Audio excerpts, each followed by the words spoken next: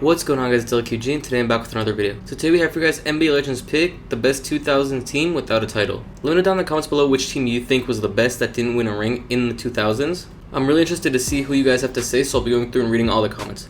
Also, make sure I smash the like button. Let's see if we can hit 100 likes on this video, and make sure I subscribe to the channel to catch all the new content. We're releasing daily videos for the rest of 2021, so make sure you don't miss out.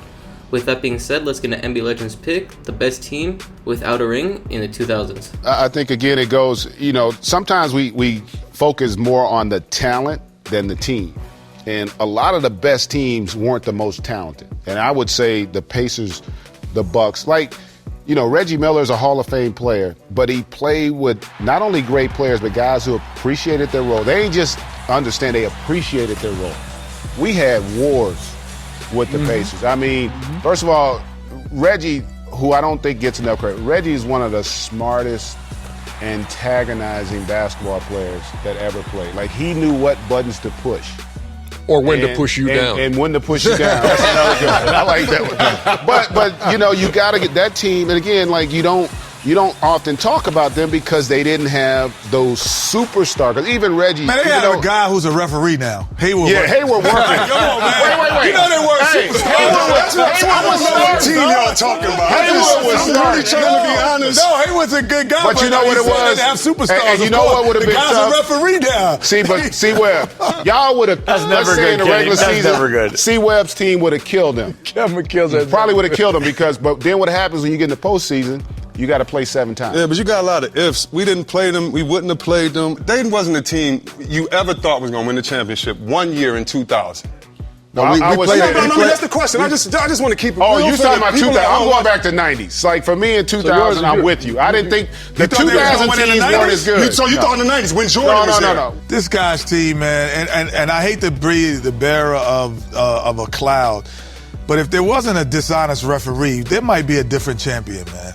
This guy's team was incredible. Fish don't believe. Fish not agreeing with you. There's a Hold on, let me hear I disagree with that.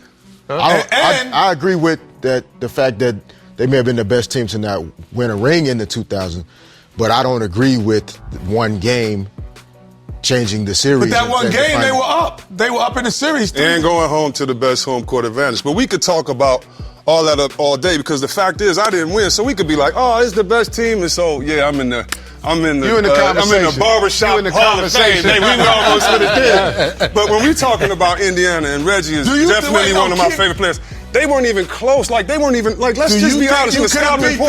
On the scouting report, Steve, was y'all worried about? You knew they were professional in the Eastern Conference. In the 90s, though, you were. Their 2000 team. Yeah. Against Reggie's team, which team is it going to be? The teams in the 90s. I'm just saying. What's going on? I'm saying the 2000 Pacers. I don't think was on that level. We beat the 2000s, no, not the Pacers. That's the team that went to the finals. No, that team was not his best team. That's what I'm trying to But they did go to the finals. They went to the finals, but his 90s team. Would they have beaten Chris Webber's team? Man, I don't know. The 90s team. Let me say straight for you. Let me say Go back and look at the games. My 90s Knicks teams would have beat his team. First of all, our 90s Knicks team. Now we're about to really get a good show. Let's go. He's supposed to say the same thing. If we've been spinning our wheels for 45 minutes, no. I guess I'm saying Hey, Chris, don't bite your tongue. Would y'all have beat the Pacers or would y'all have beat the Knicks? Yeah, I mean, I'd have moved the center of a lot. We would have definitely beat the Knicks. We beat the Knicks at my time in Washington when I had a hurt shoulder. We were not scared of the Knicks. Beat us when? We were not scared of in a game. We were not scared. Everybody get beaten again. The Knicks were really good, but we didn't play against y'all, so we shouldn't get in this argument. What I'm saying is Indiana wasn't that good. I love your analytic skills, but to go back in time and say they were that good when they didn't make the finals in the 90s, then to go back and say they was that good in 2000 because Jay and Reggie did work. I think they're the first players that have 40 in there, but there's a big man. Rick Smith couldn't get out. We kill him on the pick and roll. Dell Davis couldn't shoot. We fouled him and like the Davis boys, lunch me. So that's all I can say.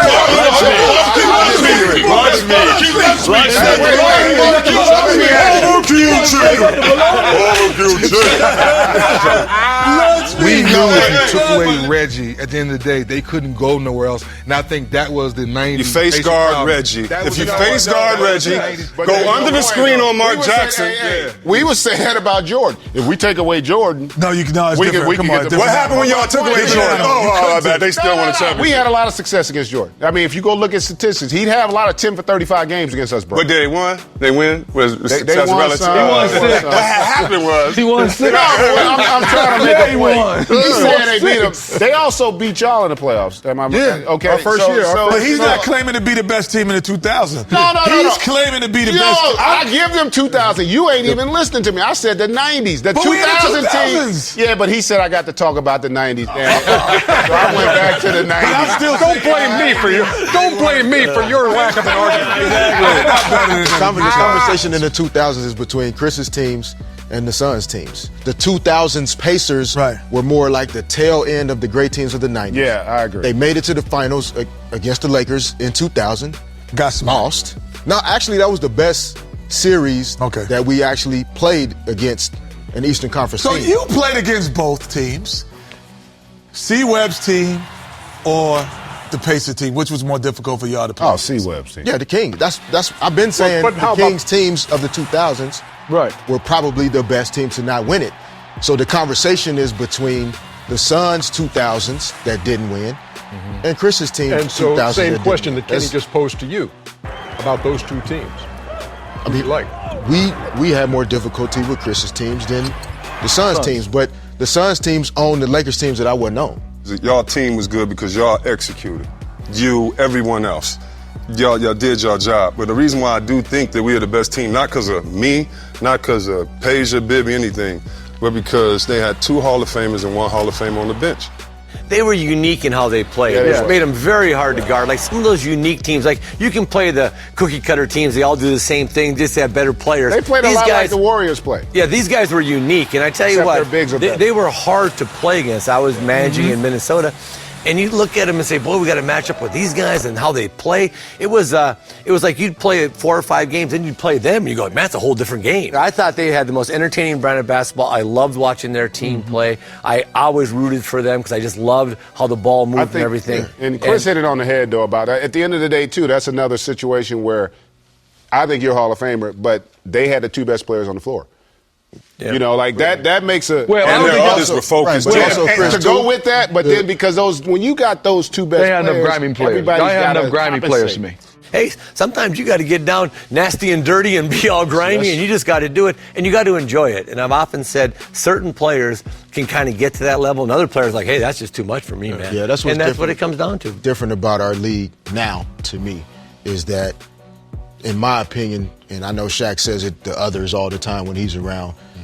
Robert Horry, Rick Fox, Brian Shaw's, Ron Harper's, like guys were okay, and you said it. Not just like I'll accept this role because like that's what they told me I'm supposed to be doing, and I can't wait till I get a different role at some other point.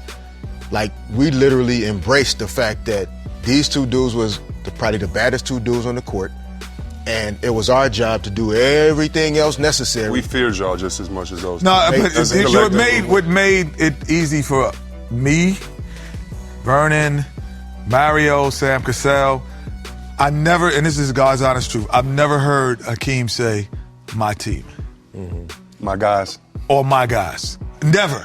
So I never felt like he was like, wait a minute, what do you mean? I'm not your guy. I'm not like, this is Rockets. It's not. So I never felt alienated. I always felt, and he made me feel inclusive, even though he was the best scorer, the best defender, and the best player. But he made me feel inclusive in a way that I never questioned that. So that's it for this video, guys. I want to thank you guys so much for watching. If you did enjoy, make sure you leave a like and also subscribe to the channel. Like I said at the beginning, we're releasing daily videos for all of 2021, so you don't want to miss out. And yeah, I'll catch you guys on the next video. Thank you guys for watching and have a great day.